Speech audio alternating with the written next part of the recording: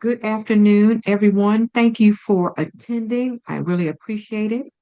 Um, I want to make this an interactive session today, so feel free as we're moving forward to come off mute, to share your thoughts and ask questions as we move forward. I am going to bring up the presentation and then share my screen. We'll get back at the beginning.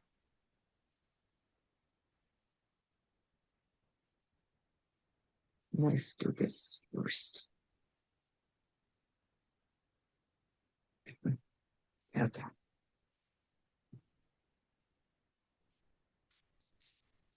All right. Can someone let me know if they can see my screen? We can see it. All right. Thank you. Now, do you see the full view? Oh, let me put on. Okay, here we go. On presentations. I'm having a delay in my computer. There we go. All right. Again, thanks for attending.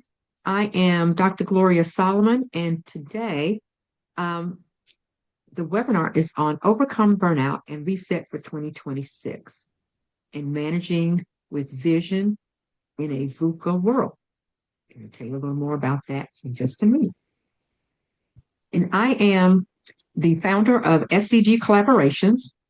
We are a consulting and coaching training firm. And we'll talk a little more about that as we get toward the end of our presentation. Now, let's jump right in. Today, what I'd like to do is for us to have a couple of different outcomes once we finish up. Understanding what's really happening around burnout. I want to present a framework to manage the chaos and provide 4 more strategies that you can walk away with and feel a little different after our workshop today.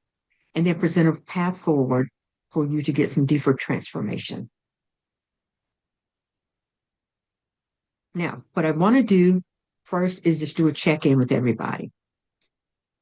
If you could, rate yourself on a scale of 1 to 5, with 5 being the highest, on the areas that you see there on the screen: exhaustion, cynicism, effectiveness, and overwhelm. So how are you feeling today with that? And you can put it in the chat.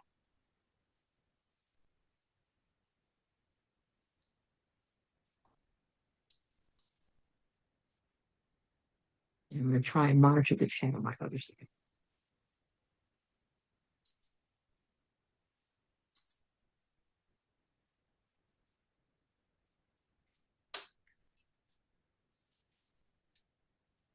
Okay. Everyone have their numbers?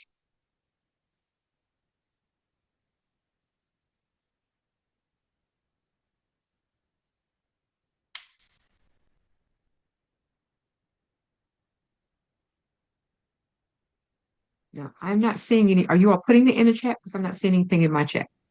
Yeah, I'm trying to type eight for each one, right? You want for each one, you want us to rate for each one, right? Mm-hmm.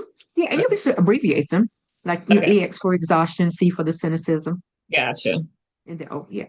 Oh yeah, Okay. keep it I've simple. already typed it out, so Oh, no problem, Mark. It's fine. It's okay. We don't want to create any burnout during the workshop I now, know, Monique. right? We want to keep it simple.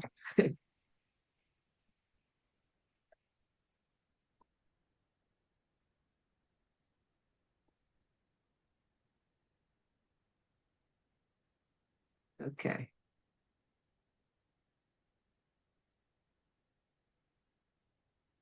Remember, and 1 is the lowest and 5 is the highest.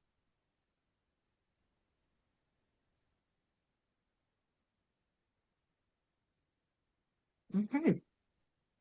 It's good. It's like, okay, I don't see anyone that's over 3, which is good. Which is good. Okay, I see a 4 coming in. Okay. We'll work on that one. Okay.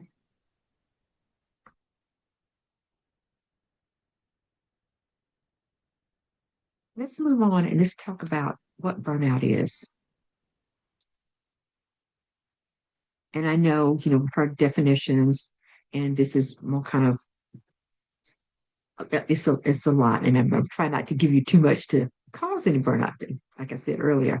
But burnout is a chronic stress condition that's not managed properly. Um, you got the emotional and physical exhaustion, decreased sense of accomplishment, detachment and cynicism, and there's just so much more. And we have to remember that we're all individuals and we all manage and handle things differently. But it can impact you in all of those areas. So, got the emotional where you have the loss of motivation and you're feeling alone in the world. And it just can affect you in all of those ways and more. So I don't want to feel like that it's limited to this because, again, we each react and manage things differently. The signs and symptoms of burnout. Again, uh, the chronic overload, go to protection mode where you have decision fatigue, irritability, and just avoidance. They want to just be by yourself. They're low control, high ambiguity, which leads to faster depletion. And then we got some of the physical, so the behavioral, you're withdrawing and decreased productivity. And when you start looking at it and and most of us, I can't think about burnout from work. So that last one there with that productivity really impacts you because then you have other people that are going to get involved and maybe interacting with you in a different way when you start looking at that. But all of those are areas that will impact you. Is anyone feeling any of these? Do they resonate with you right now? Um, this is Sharice. I would say that the lack of motivation and enthusiasms, I Hmm. sometimes I will start very strong and be all committed, and then somewhere along the way, the motivation does wane when you start Hmm. having I guess the things that come up that are distractions, or it doesn't make it as easier to get the things done. So an example would be even just maintaining a regular workout rhythm. Once the weather changed, my Yes, motivation kind of waned a little bit because it's like not only is it dark in the morning, it is cold. So it does make it challenging um, to stay motivated. yes, yes. I understand that. And Sharice, you talk about something that I think is very popular now, and people refer to it as noise. Yes. Yes, as noise. Yes. And how do you manage the noise? Yep. Hmm. Hmm. Absolutely. Thanks for sharing.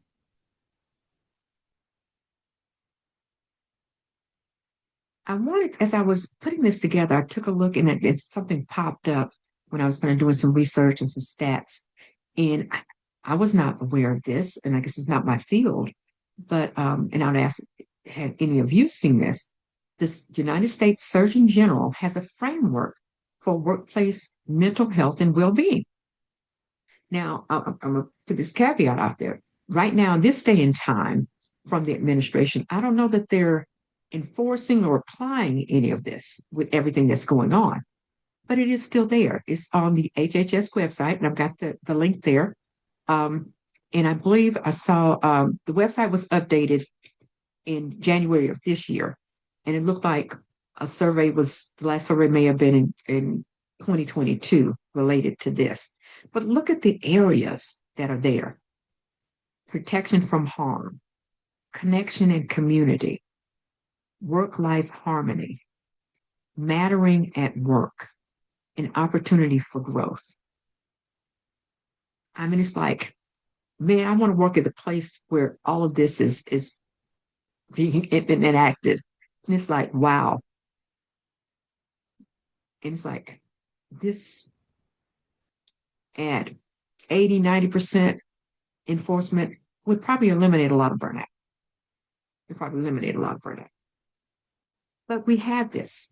So there is a framework that employers could use, that we as employees can lean back on and say, hey, the Surgeon General said this, and these are some things. It's a role model. It's a model that we can use to improve workplaces.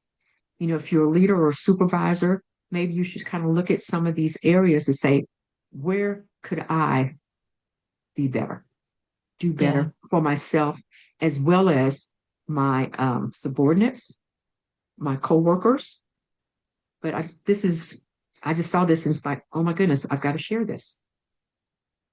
But again, uh, we're working and operating in a kind of different space now that some of these are not I guess at its best. Hmm. And you may have a mix of these depending on where you work. Depending on where you work. So I'd like to leave from this to say, okay, this is kind of the ideal. Not so many of us are not in an ideal environment. So where do we go from here? What can we do as individuals, supervisors, and managers? And we're going to get into that.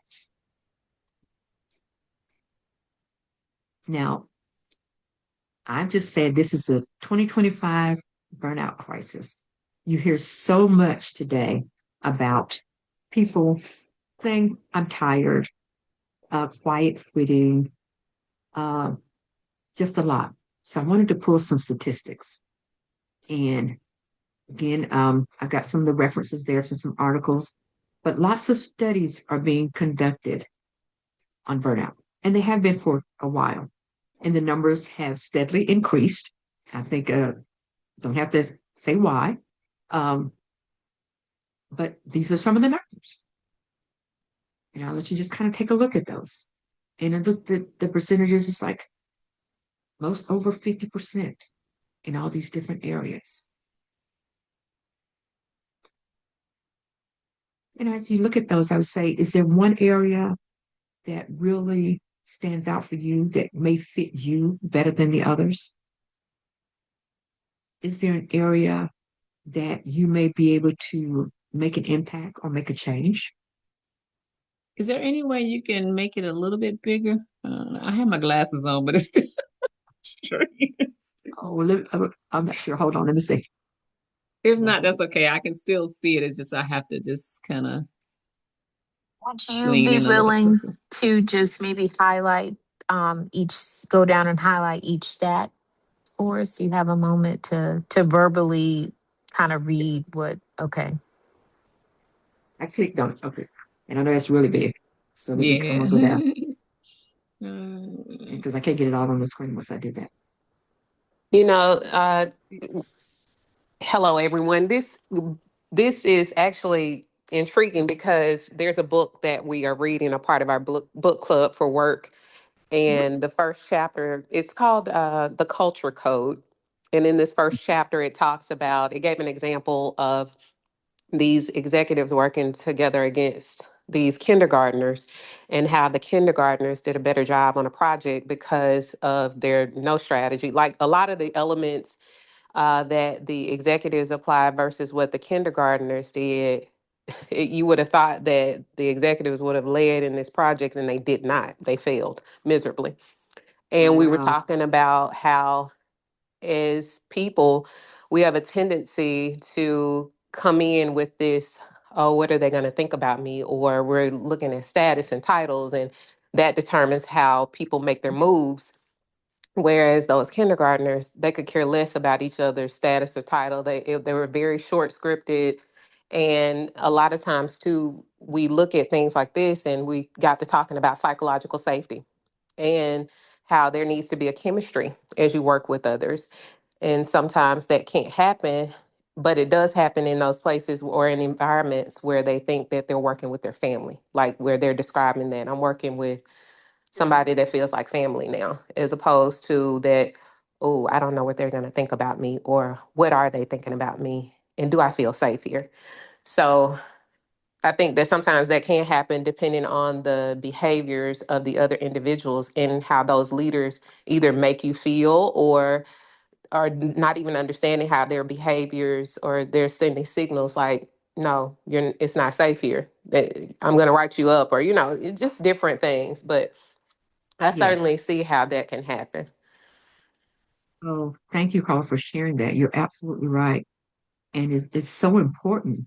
Um, as we enter the workforce at whatever age, I think we're quickly indoctrinated into the culture, and I think it's across the board, wherever you work, um, of titles and almost to a point where I have used the word fear, but I can't think of another word for fear of, doing what you're told and the what may happen if you don't, the performance reviews, those kind of things. You're not as open in most cases to express yourself, to share your ideas.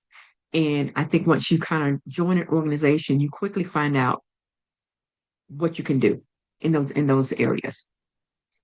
And that psychological safety, that's been a hot topic for some years now. Um, but everybody doesn't practice that. They don't. And I think that's something that as an individual, you need um, to know about that and know what you can do and how you can address that when you're not feeling safe and what you can do with that for sure. Yes. Again, thanks for sharing that. And that book was The Culture Code. Yes, by Daniel Coyle. Very cool. Thank you. You're welcome.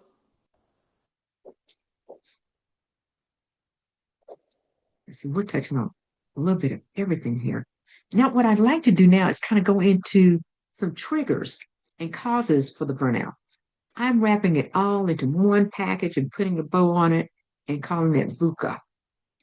I don't know if you've heard of VUCA. It was first used, I believe, in the military when they're planning strategies and things like that. But it's volatility, uncertainty, complexity, and ambiguity. And I'm going to say right now, we're operating, most of us, in a VUCA environment. You've got the constant change with little to no clear direction, the uncertainty, again, unclear roles and shifting goals. As organizations are downsizing, people are quitting, retiring, people are taking on more work, and the roles are becoming blurred because you start with a division or a group of 10, now you're down to 5, but you still have the same work. So you got to double up and do something else that you weren't actually hired for in most cases. You've got the complexity. There's too many priorities and too little clarity. And I know I have worked in situations where everything's a priority, and that just can't be. You've got to pick something. I can't do everything at the same time. Something can't be a priority along with 3 or 4 other things. And then you have the ambiguity, the lack of feedback, and mission connected. And it's like you put all of these together, and it's like, what's going on? There's no direction, and just everybody's kind of everywhere, you know. And burnout doesn't happen overnight. It develops gradually, and I think due to kind of a combination of all of these. And no, none of us, organizations or individuals, work like in a silo. We think that sometimes, but what you do impacts someone else. It affects someone else. And the same thing with organizations and the economy. We're all connected at some level in some way. And when one of us hurts, the other one's is going to hurt a little too. And we've seen that with things that have been going on with the economy and with the government. It's a flow down. It's a flow down. You may not be get the 90% impact, but you may get the 30, but you're impacted in some way. It may not be today, it may be in 30 days, but there's a flow down from the VUCA environment.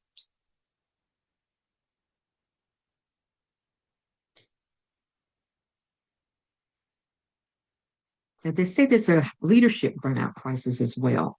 And I say the leadership crisis impacts the subordinates and everyone throughout the organization. Again, it's a flow down. And let me tell you, I don't look at leaders as just being the CEO, the VPs, the division chiefs. I believe everybody is a leader.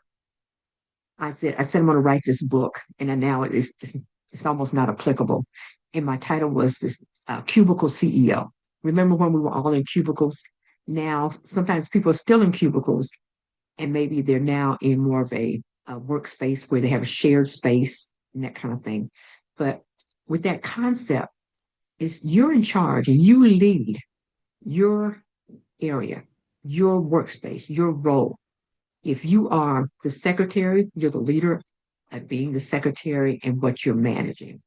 If you're the VP of finance, then you're the leader there. But I believe we all are leaders wherever we are. And leadership does not require a title, but I believe we're all leaders. So you got burnout with the workload, lack of control, unmet needs, and the value conflict. Now, the work overload, I think that's kind of obvious that you get more work than you would normally have because of different priorities, people leaving. I want to focus on the lack of control. Ask people, what can you really control in life and in this world?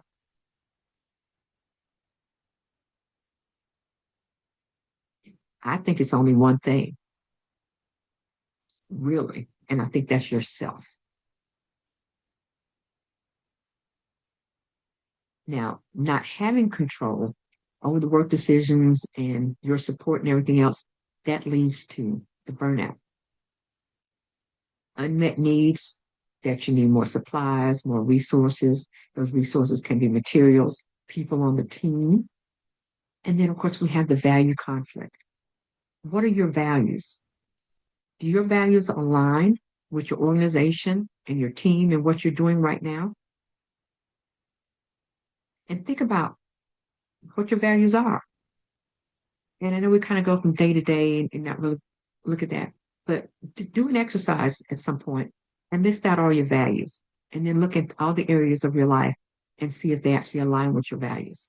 Because a lot of times we say we have a value, but we don't practice that value and we don't align things in our life with that value. We forget about it. So sometime take another some time and do an exercise and take a look at that. What I want to do now, if you've downloaded or you've got the worksheet pulled up, I want to take a few minutes for you to take a look at what you're doing right now with your work. Now they've got, if you look at this sheet, it's like steps in there and it's like 10 things that you can list. Let's do maybe 3 of those and look at what you're doing right now, work-wise, your task or your project. List who's the owner and the stakeholder, the hours a week that you commit to it. If there's a deadline, put that in there. And then list the control that you have. And the control is like high control, that you set the scope timing and you say what the major consequences are and what's going on with it. You have partial, if you can influence the scope. And if low, means you can't change anything. Someone's telling you what to do, when, and how.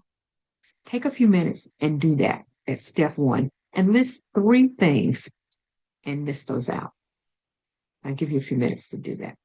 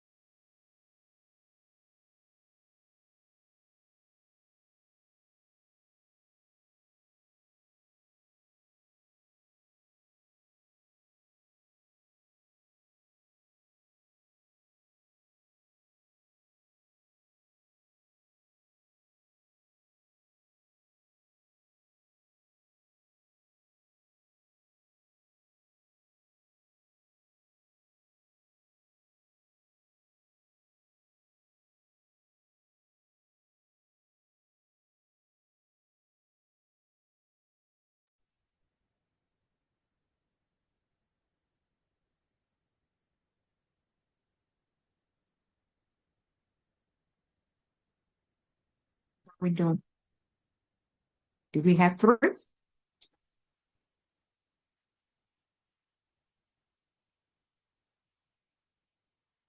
I can only think of two at the moment.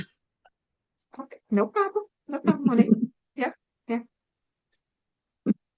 So were you surprised at when you thought about the control that you had in the task or project? Oh, I just was listening. I didn't get that. Okay, okay, I can respond to that second question. okay. I think for me, what I noticed is that in terms of control, most of these things are within my scope of being able to control. And I think it's interesting because Hmm. before you said one of the issues, or you were saying that the only thing we can control is ourselves.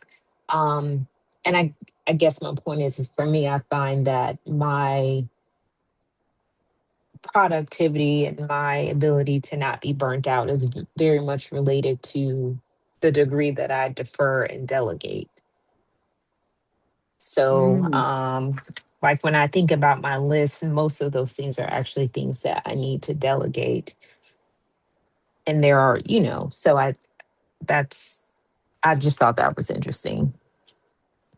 okay. And then I'm going to touch on those later. Okay. Thank you. You're getting ahead. Oh, sorry. I I love was it. like, I, s- I love I was it. like, I see already right now what my problem is, or not my problem, my growth opportunity. Yes. Yeah. And that's good. That's good. And that's why I wanted this to be interactive and you to participate so we can kind of, as you're going through, you kind of pause and kind of look and see where you are with that. Yes. Great. So with the control rate, are we saying we with high, are we saying we have high control? Like we're in control? Partial Mhm. is like, we kind of don't.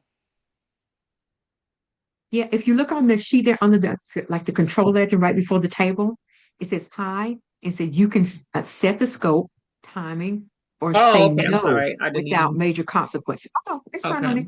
Yeah. Mm-hmm. So when we look at control for this, that's kind of where we're looking at. Yeah. I was focusing on my list. I was like, I didn't read that part out. Okay. Okay. Yeah. So that high partial or low, you know, Mm-hmm. and so many times as an employee, regardless of our position and or title, we may not have control. Because I look at it, even the CEO reports to someone, they have a supervisor boss. They're going to report to a board in most cases. So everybody reports to someone, but there's it's in the great scheme of things, you're given authority and responsibility where you do have some control. And it may not be where it's got the 100, but that's where we look at the high, partial, or low. In positions that I have held, um, I've had positions where I had authority over spending money. So I had a Mm-hmm. dollar amount that I could do, spend or authorize without going to anyone else. Mm-hmm. So I would say, depending on what it is, that might be partial or high control. Mm-hmm. If you're managing the project and you're responsible for it, then you're probably having that high or partial control. And maybe at different tasks as part of that project, you may have high control and only have to report out, for the end results. When I think about, kind of area where you and I have worked in the grants world, Mm-hmm. funding is given Right. and they can spend and do everything within the scope that they've set out, and Mm-hmm. they only have to report at the end. So in that case, I would say they have high control. Right. Yeah. So it kind of varies depending on the work you're doing or the individual task or project. And I think kind of looking at that, I think a challenge would be for me, where I'm in an instance where I have high control. I'm an independent worker and I can just go in and do my work. And then someone comes in to change that. Can I say micromanage? Um, and that would kind of be, it's like, well, wait a minute, and kind of stopping things because I have my flow and I know my work and I can keep going. And that would probably, give me some angst and probably be part of my burnout, that kind of change where you've had that authority to be independent and do things. And that changes for different reasons, it does. Yeah. But that's definitely something to consider as you're looking at, and Teresa's like, she's already working on. It's like I see my challenge. So taking a look at these areas. What about the value conflict? Did anyone think about their values in relation to the task or the project? Does that align? And it may have to go back to the work itself and the role. Does that align with your values? Yeah. And I'm all about purpose. So I kind of take all of that and kind of roll it all into one to say, um, part of your purpose, is adding those values in, who you are and what you're supposed to be doing while you're here, you know. And sometimes we have to go to the extreme to say, this no longer lines up with who I am. And it may be a position where, you burn out because that's not your purpose and that's not your thing. And sometimes we have to make a complete change in positions and jobs, roles, all of that to get that alignment and completely eliminate the burnout because that's not what you're supposed to be doing. And maybe that's part of the burnout that you're struggling with that. Okay. Just a thought. Now, the impact of burnout. And I think the impact, kind of overlaps with the symptoms. You got the mental and physical health problems. Stress kills. People say, are you stressed? No, I'm fine. But sometimes, you get in a position with, you're doing it because that's what you have to do. I have to work this, I got to make a living, so I've got to go there. And you just kind of take it on and I'm just going to get through. I'm going to push through. Then you have disturbed social relationships. Is that impacting my family, my friends? And of course, the decreased productivity at work, which leads to high turnover rates. And if the turnover rates is high, then that's just a multiple factor for everyone who's left there. You're going to do more because the work still needs to be done. I was thinking about like the assembly line, and you all may be a little young to remember the Ricky and Lucy show where Lucy and Ethel on the assembly line, and I think it was chocolates or something they could eat. And they were going along, the line was going at a steady pace, and they were packing everything in. And then someone saw, oh, they've got it. So they increased the speed of the line. And they couldn't keep up. Now, what those ladies did, they just started eating the product. And then they couldn't keep up with that either. But, you get the high turnover rate. And that's where, you get one of those effects where everybody's doing more because you still have to get the work out.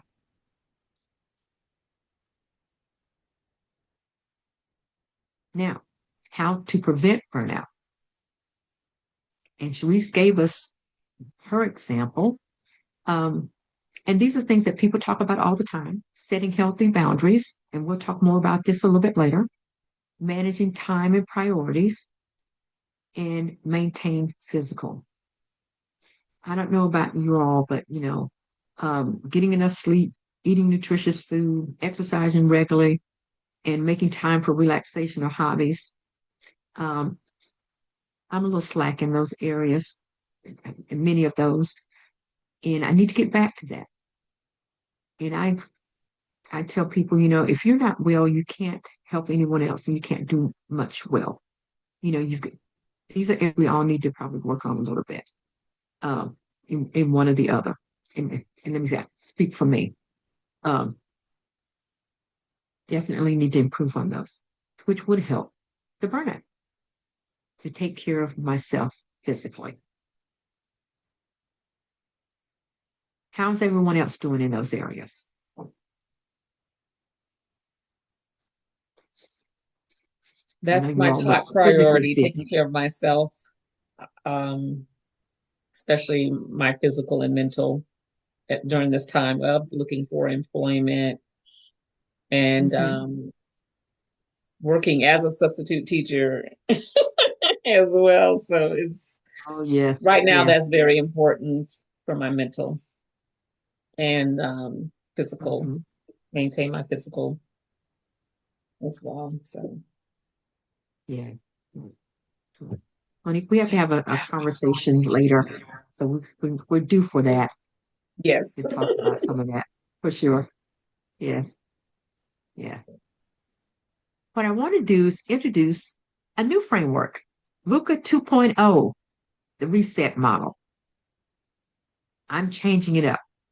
The V is for vision, U understanding, C connection, and A agility. With the vision, decide on one 90-day outcome, and you can change that from 90 to a 30-day or a week outcome if you like. Um, Define done with 3 measures, and I mentioned I'll go into that in a little bit too. Um, and ask this daily question: what moves the needle on the outcome today? So if the needle is not being moved, should you be doing it? The vision reduces the noise, and the understanding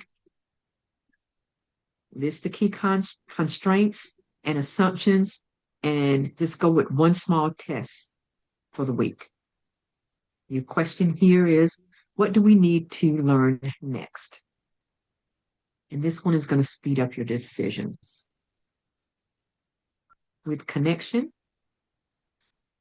each task, tie each task to who benefits. There's normally a stakeholder or someone that's going to benefit from all the things you do. It may not be an external customer, it may be someone internal. And if it's not clear, I've got here, kill it. Why are you doing it? If nobody's going to benefit from it, then why? And it may be a question that you don't have the answer to, and someone just says, do it. I've heard too many times because we've always done it that way. We always do it. Well, sometimes we need to examine why we've always done it, and do we need to continue it? The daily question here is, who is helped if this shifts? And this is going to restore meaning to the things that you do. The last one, the agility, do some pruning. Stop, start, simplify some things, and protect capacity with fast feedback loops. The question, what will I adjust based on what I learned? Agility is about adapting to keep things moving.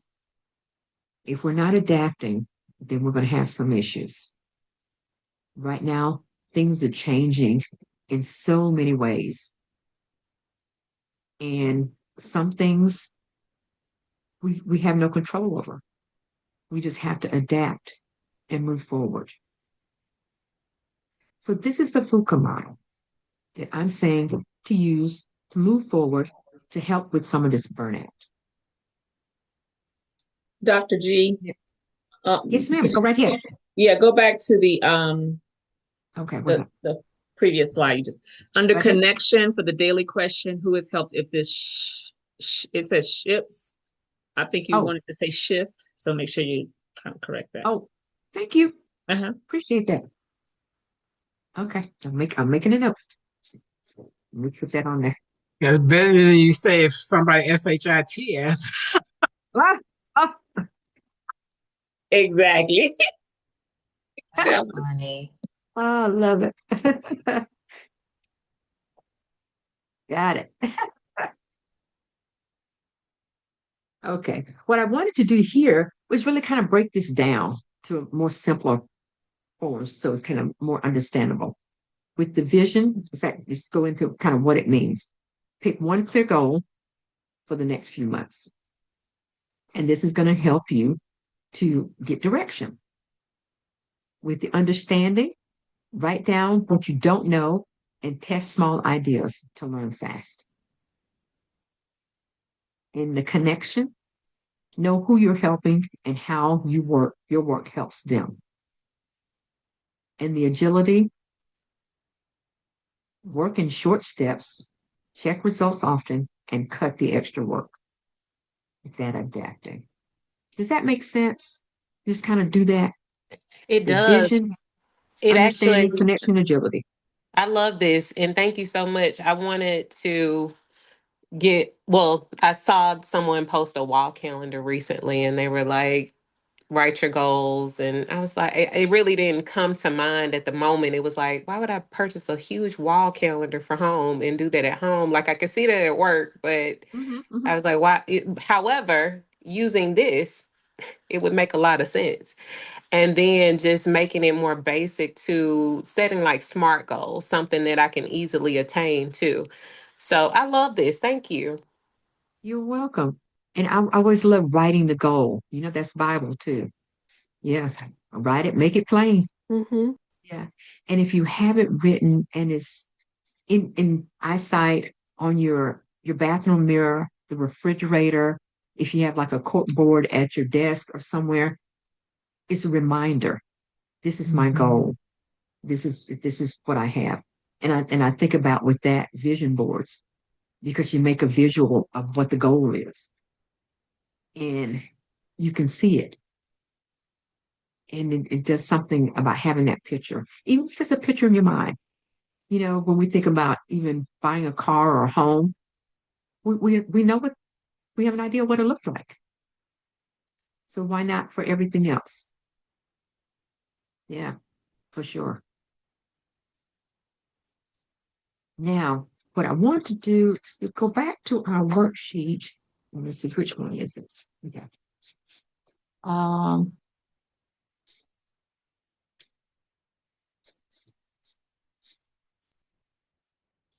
what one is it here? Okay, let me go a little bit further. Because I wanted to do number 4. Let me go a little further. This gives examples of each one of the VUCAs. And then what I did, I just chose 2 positions, a program manager and a supervisor, and just kind of give an example in each area. For a program manager, and this is, remember, the VUCA 2.0 is the vision, and the old VUCA is the volatility.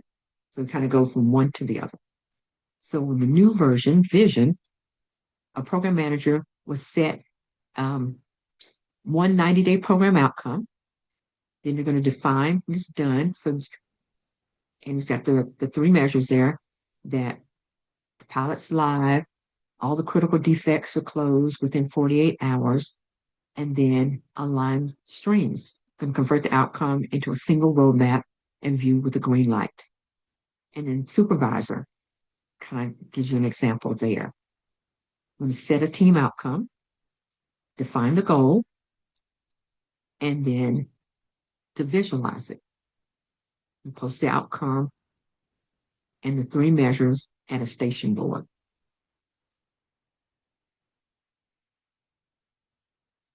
So it kind of gives you an example of what that vision would look like.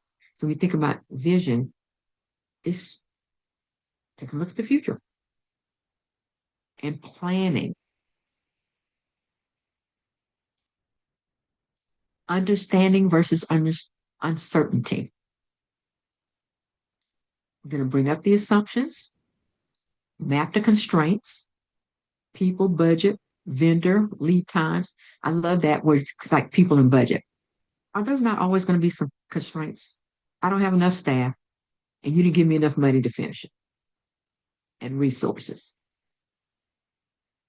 So you look at running small tests and just taking a look at, shipping a thin slice to one pilot for this sprint and then measuring it to see if that worked and then do it again. Someone told me is you do it, wash and repeat once you get it down. But between times, you're going to try something, test it to see if it works, tweak it, go back again, try it again, and you're going to do that until you get it to where you want it to be. Okay.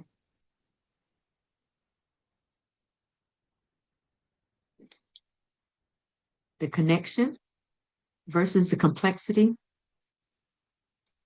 Have you all heard of line of sight management?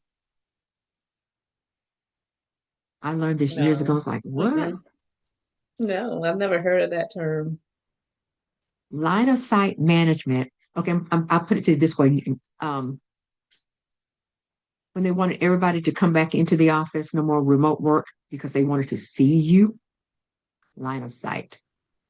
Now you're home doing all the work, but managers have a problem with not seeing you, visibly seeing you, kind of line of sight. They want you to kind of be there. You want to know who you are, who you're helping, and how your work helps them. Now, the line of sight management is kind of almost to a level of micromanaging, but that's the line of sight management. It kind of aligns with this. Just having that line of sight, knowing who you're helping and how your work helps them. Who's going to benefit and how. To do a stakeholder map, name the 5 people who must be delighted, set a cadence of demos and updates for each one of them. And then you have a story per week.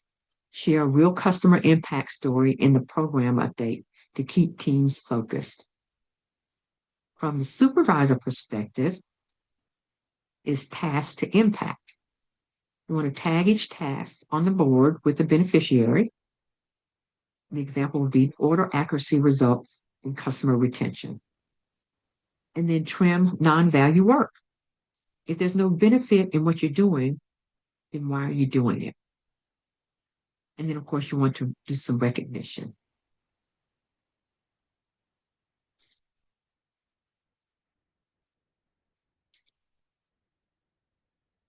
Now, let's talk about creating a supportive environment.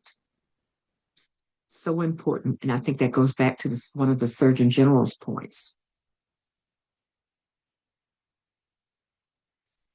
Everybody wants to be supported and feel like they're valued.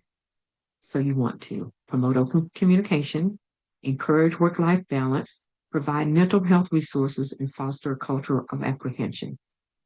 Now, these sound like all leader tasks, but I would challenge you to say that is for everyone. Communicating with your coworkers, your colleagues, across divisions and groups. And I know when I worked, each of us encouraged the other to have work-life balance. And I think it's almost an oxymoron. And I'll give you some tips on that a little bit later. But you're paid to come in and do a job for a certain number of hours. And if you're not paid at an hourly rate, you're paid at a salary rate. Well, most jobs, the requirement is 40 hours a week, 80 hours for the 2-week period that you get paid. And my stipulations were folks that kind of stayed over. I've got to get it done. Oh, I can't leave. I'm going to get in trouble. I've got to meet this deadline, that deadline. And it's like, add the number of hours that you work. You get paid for 40. If you do 50, guess what? Your rate of pay just went down. And I had a deputy director, and I don't recall which project it was, but a project that I was working on. And I was going to him because something had happened. It's like, I've got to get it done, got to get it done. And he just looked at me and he said, is anyone going to die? I was like, what? What do you mean? I got to get this done. Is anyone going to die, Gloria? And I had to say no. And he said, well, it's okay then. And ever since that day, that's my motto. Is anyone going to die? Now, some of us may have positions where somebody may die if you don't do something. You know, I'm thinking health field, that kind of thing. But in most cases, they're not. And this will wait until tomorrow. It will wait until Monday. Apologize for missing the deadline. Maybe the deadline was too tight to begin with. Maybe you're doing the work of 3 or 4 people. But I think one of the challenges we have, and what I'd like to emphasize to you here, is that the important thing is you as an individual being healthy and well. And yes, we have work to do. And I think sometimes it has to be a conversation with leaders, managers, supervisors to say, this deadline is a little tight, and to sit down and look at the workload. And I'll give you a response to how to do that in just a little bit. But we've got to be able to speak up for ourselves and advocate for ourselves and sometimes for coworkers.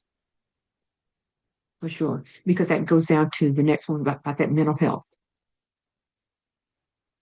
And then having that environment of appreciation. Are we appreciated at work? I know we're paid. Yes. But there can also be some appreciation there as well. Now, what I wanted to do, started out with talking about the 4 things I wanted you to walk away with. I just want to give you a couple tips, and then we're going to get into that. Some practical tips for VUCA, for the vision. Too many goals, pick one. Understanding, we're debating instead of testing, run the test.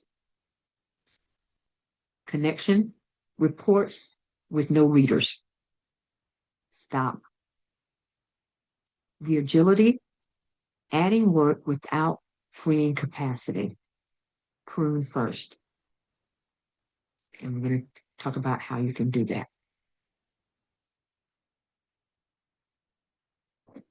Now, first strategy, the 4 R's, and I left all these together under one. Rest, reflection, reconnection, recalibration is all the 4 R's.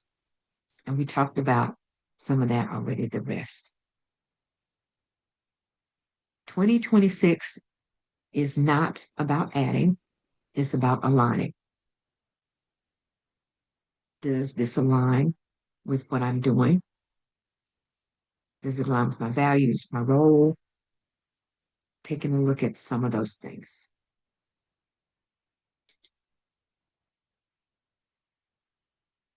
Number 2. Oh, did I duplicate this? I did. Okay, number 3. Micro practices that prevent burnout. Daily, do a 2-minute purpose pause. And I have to ask, does everyone know their purpose? See me afterwards if you don't. Weekly, ask what work today fueled my meaning. And take a pulse monthly. I want to give you these. I found these and I thought they were interesting and I wanted to share. Start the day with, I wonder what will surprise me today. It causes your brain to switch and start seeking possibilities. Not the, oh Lord, what am I doing today? At the end of your day, say, I release this day. Tomorrow holds something beyond my imagination. And I'll repeat them. Start with, I wonder what will surprise me today. And close your day with, I release this day. Tomorrow holds something beyond my imagination. I'm going to start using that myself. And number 4, the boundaries that we talked about earlier. And I think you have boundaries in different areas in your decisions. I did a Bible study years ago, and I don't remember her first name, but it was like the book was the best yes. It was her last name was Turnquist. And she said, don't say no. You find your best yes. So when your supervisor comes over to give you another task, another project, say yes, I'll be happy to do that.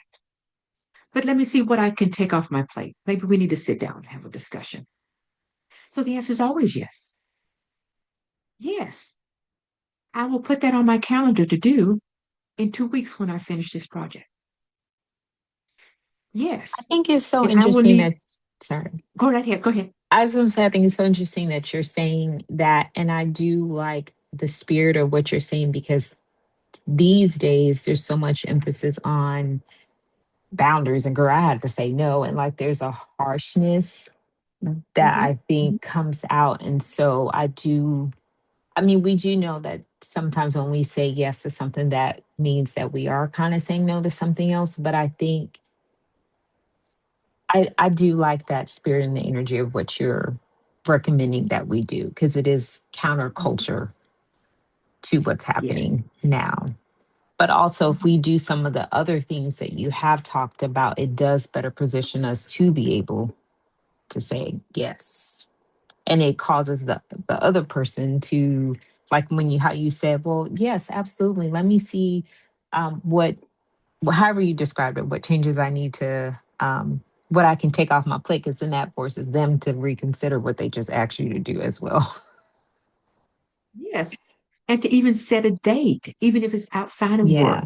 I know Yes. one of the examples that she had given in the book was someone asked about volunteering and doing something. And she said, absolutely. And my volunteer days are on Tuesday between 3 and 4. Does that work? It's like, who's like, what? Huh? You just expect someone to say no or yeah.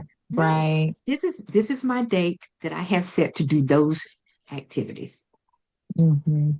And it's okay. Yes, let me check my calendar and I'm going to get back with you with the time that I can take care of Yep. I love that. it. Absolutely. Yeah. And believe me, I practiced my last 2 years because I'm retired now. My last 2 years of work, that was my practice. Absolutely, I can do it. But let me see what I can eliminate to make room for that. Yeah. Yes. Yeah. The workplace. Leave work at work, turn off your emails. And I know I had a work cell phone, and it's like turn that off. Have a dedicated workspace. Um, at my house, I keep my work downstairs. I try not to take it upstairs. This is the one area I allow my house to be more messy than up. I can have papers laying on the desk or whatever, but I keep it in this one area. And know when you're in and out of the office, if you are not sticking to your boundaries, why should anybody else honor those if you're not? So you need to do that. And I know there's always going to be an exception, but try and stick to that. And what I would do is I let people know this is an exception. I normally don't stay after 5, but it looks like this is important, so I'll do it this time. And then setting realistic goals. And only you can determine what those are. Yes. Now, some additional tips. Adjust your expectations. You know, I read this and someone told me this a while back. People aren't against you. They're for themselves. It's not so much about you, but it's about them. So we always think people are doing something to us, against us. That might not always be the case. Keep your emotions under control. So don't get excited about everything. And it is work. is work. Don't take things personally. That's easier said than done sometimes, but do the best you can with that. Practice calm in chaos. I have learned and I have seen there are so many possibilities and opportunities in chaos. If we just sit still for just a moment, you will see all kind of opportunities. I'm Don't sorry. sweat this. Go No, ahead. I didn't mean to interrupt. I apologize. I was wondering if you could go back to what you said, because when you said that, it made a lot of sense, and I have to write things so that I can see them again. So can you say that again about what people you made Oh, the very reference first to? thing, Carla, Yes. the first thing. Oh, people are not against you, they're for themselves. Okay. Thank you. Hmm. Yes. Oh, no problem. No problem. Um, and the last one there, build discipline into each day. Make a schedule and try and stick to the schedule.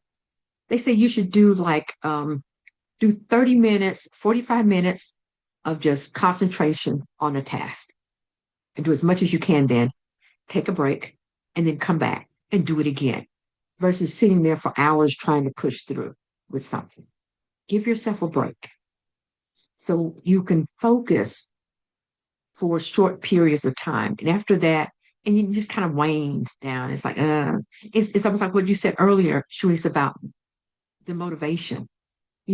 Take a break. Give yourself 30 minutes, 45 minutes of just full focus and taking care of that task. And then take a break and come back. I'm terrible about pushing through. I am. So I have to work on that one. I do. Does anyone have any other tips that they can share that may help us out? Yeah, with that, just taking small breaks, or even just when you have a decision. Sometimes when I have a decision to make, or how to process something, or how something should be handled, and I just need to sometimes, again, walk away from my desk and take a little walk sometimes help. If you're working Mm-hmm. from home, that helps. So, I mean, if you can do it in the office, but just kind of leave the desk and sometimes just clear your mind, especially if it's something that you have to make a decision on how to handle or whatever, Right, right. and it needs to be done, or you have to make a decision in a certain time. Just getting up and leaving is and just kind of get some fresh air, if you will, kind of helps Mm-hmm. me. Mm-hmm. Mhm. Yeah, like go to the water cooler, Monique. Have a Mhm. little short conversation with somebody at the water cooler. Yeah. Absolutely. Also, another big Absolutely. one, this is T. So I've just been kind of just absorbing everything from today, but one thing that sticks out is that when it comes to, you cannot assume that people are mind readers. Um, Mm, I do have a yes. sixth sense, so I do, kind of feel like I can't read people's minds, but never make the assumption that people can read your mind. Being said that, people cannot address or resolve an issue that you may not speak up about, right? Um, you may think, oh, they should be able to read the room or whatever the case may be. No, never make an assumption.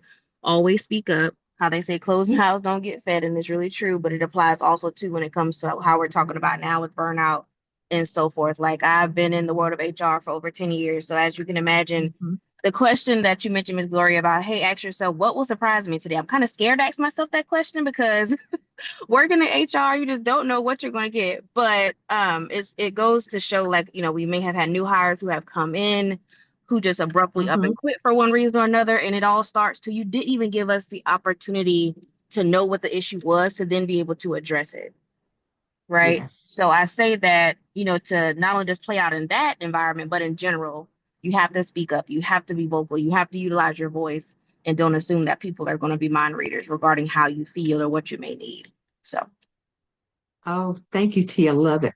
Thank you for sharing that. You are absolutely right. Yes. And so many times we do that. Yes. Mm-hmm. Yeah. Yeah. What I want to do real quick is take you back to the worksheet. And T, I'm going to see if I can put it in the chat for you because you came in late. And we're working We have some activities on a worksheet. Hold on a second. I'm going to copy it and stick it in chat so you can have it. And it's a good resource for later as well when you're kind of looking at your tasks and activities. Under step 4, the 5D resolution plan. And this is what you talked about earlier, Sharice, and is making decisions about whether you should delete something, defer it, diminish, delegate, or design. And they included a lot of D's there. And so, well, so I did. And just kind of look at the tasks that you listed earlier. And is there anything on your list that you can use one of the D's for?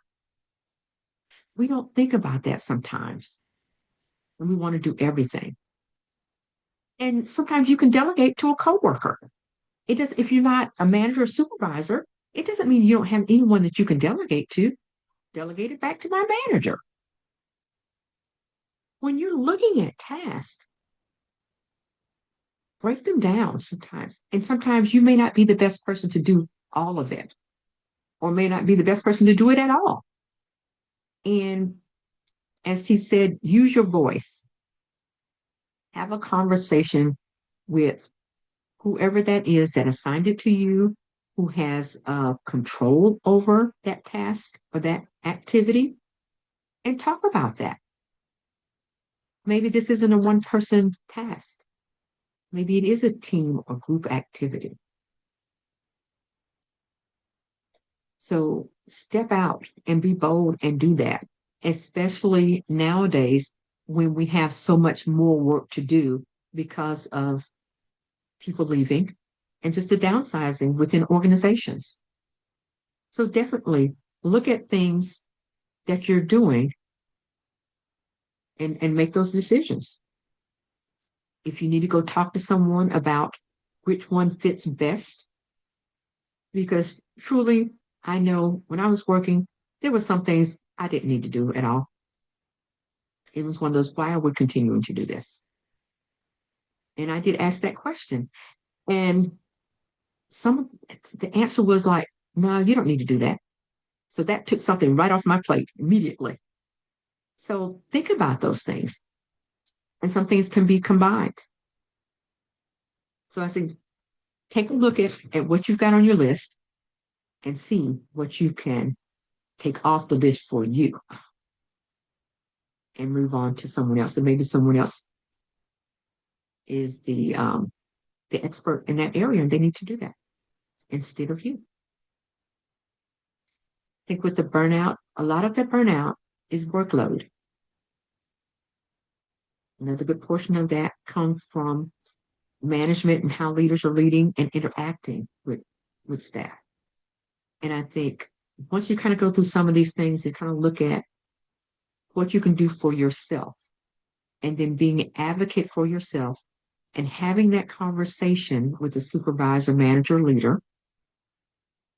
I think that's going to change your perspective, their perspective of you and your role. Not that you're trying to get out of work or anything, but you're trying to manage and be able to do the best work and produce good results and outcomes to the best of your ability. And again, that's prioritizing. What's the number one thing? Another question and comment that I saw was making the decision about what activity and tasks to do. Look at the outcome. What are the results? How do those results align with the organization or the division? Because every organization and division has an outcome and a result they're trying to produce. It's a widget, a service. What is it? How does this task align to that? So kind of taking a look at those decisions and determining what you should do. And again, go back to control. Are you in control? If you are, make that decision. If not, then you need to have a conversation with someone. And you're having the conversation, get your data together to support your request. Okay. Now we've got one more. Just a couple things that you can do, the micro practices.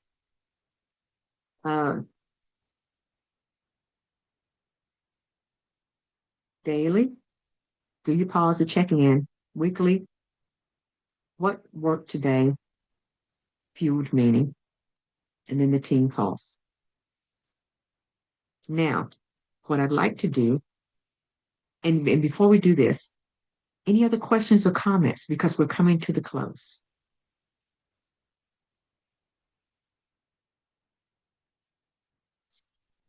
Okay, hearing none, we did this pulse check at the beginning.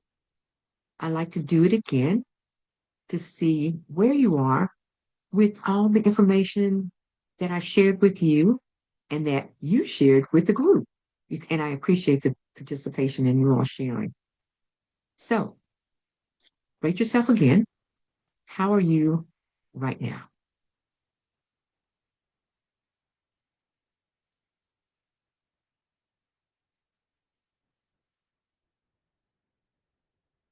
And add it to the chat, please.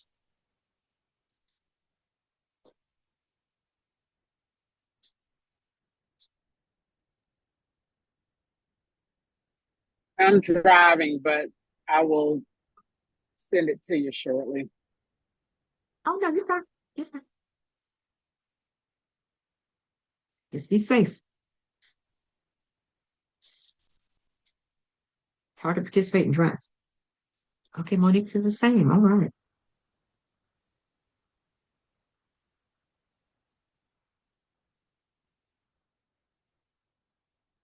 Okay. Now,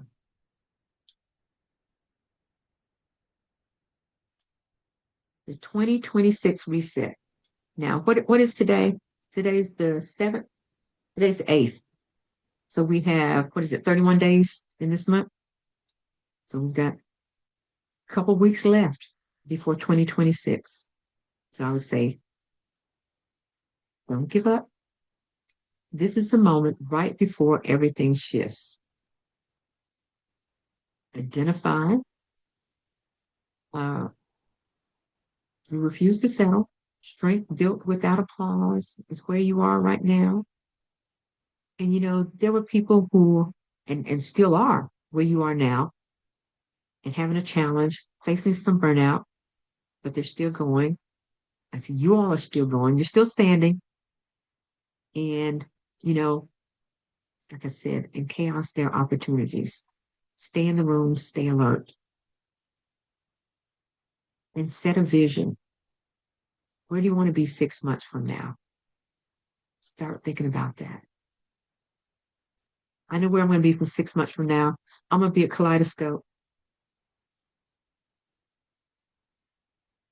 I Yep, think that's me like too. 6 months from now. I said, as soon as you said that, I said, I know that's right. And then I remembered I was on mute. So, but yes, 6 months from now. Yes, yes. Looking forward to that. Absolutely. Now, next steps.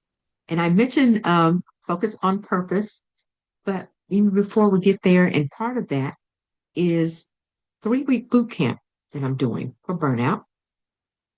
And it's going to be including a purpose assessment, some personal recommendations to fix your top pain points. And it's going to include 6 sessions with me. 3 of those will be office hours. The other will be coaching and training for 1 hour each, and I'll provide recordings for those. And you're going to have good outcomes in 21 days where you're clearer about where you are and moving forward and getting some processes and systems in place to manage burnout. Now, the normal price is $297. What I'm doing is offering $247 to anyone that attends these workshops and that's connected to me before the end of the month. So If you're interested, then there's a payment link there, or you can contact me.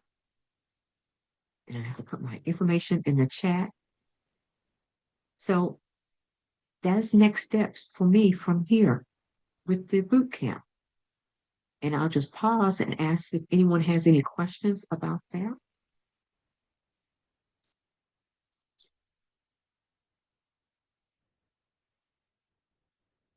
I'm going to type my contact into it. Can you send that information in the email for us, please? Yes, ma'am. I'm going to be putting a flyer together with all of that. Okay. I most certainly will. Oh, I need to spell right. There we go. I can definitely share it.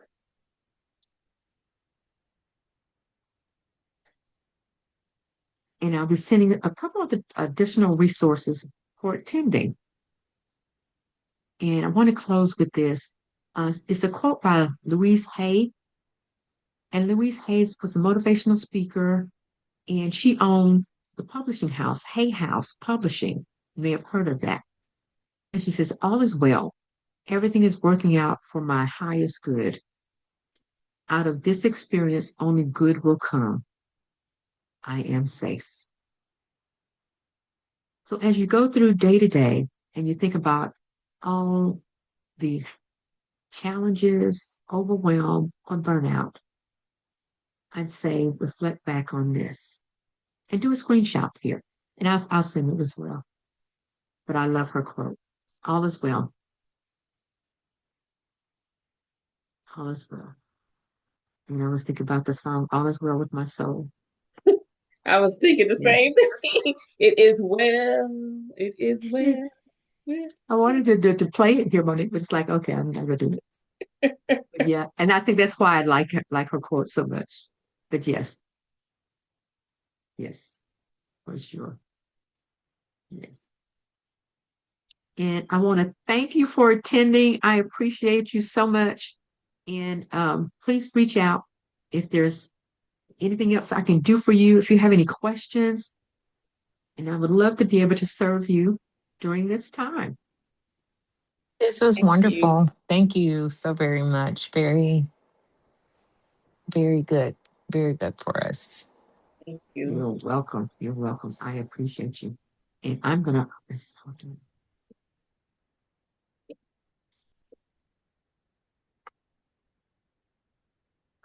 stop the recording.